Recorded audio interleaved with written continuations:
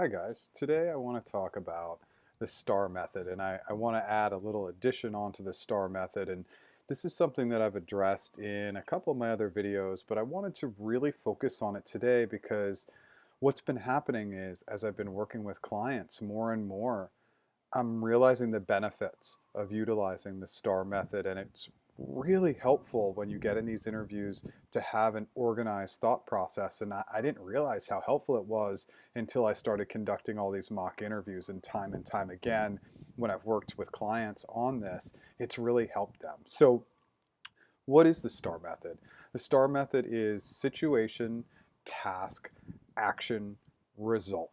And so this is a great way of framing interview questions. These are behavioral interview questions. So it's going to be tell me about a time when, describe a scenario, give me an example of. These are all times when the STAR method would be really helpful. And so let's really dive in a little bit more into what that means. So, situation, you're really just describing the situation as it ties to the interview question, but being brief is such an important part. So make sure to get to the point really quickly, and then you've assessed the situation. What's next is the task. What is the task or tasks you took on to complete and work towards getting to that result? And so actions are going to be next, and they're going to be very specific, and they're going to be very unique to you. What are the specific actions you took? Obviously, talking about teamwork is also fantastic, working across teams.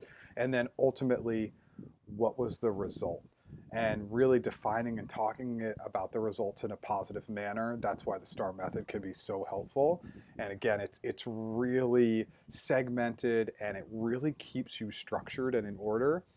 Now, lastly, I like to use the STARL method.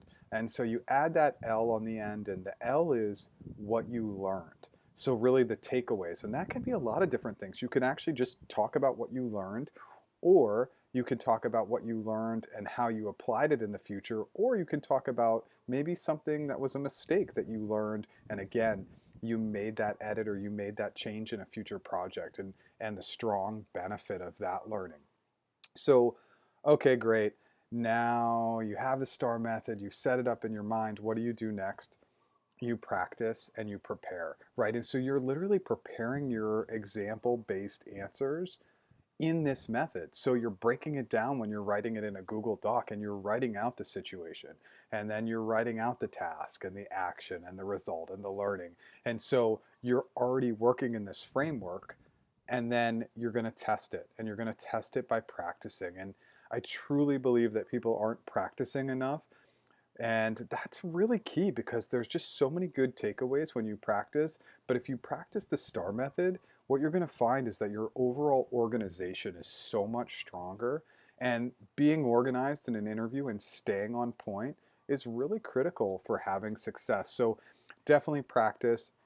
The second piece will be honing and focusing, and especially on the situation. When you get these questions, make sure that the situation is in line with the question that's being asked, but be brief. Don't go on explaining the situation for 30 seconds or a minute. You really want to get that situation down to 10 to 15 seconds. Really explain the high level of what was going on.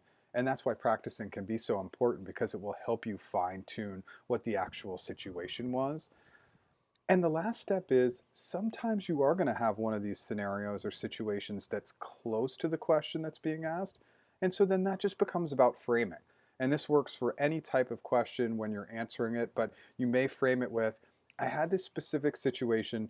It's pretty close to what you're asking, and I think it gets at the core function of what you want to hear from this question. So let me go ahead and talk through that particular scenario for you, and you'll do great. And it's okay to say, here was the situation, here was the task I took, here was the action, here was the result, here was the learning. Because even if your interviewer is familiar with the STAR method, it's going to show a level of preparation, practice, and organization, and they're going to appreciate that. Anybody who can master those items on the job is going to do really well.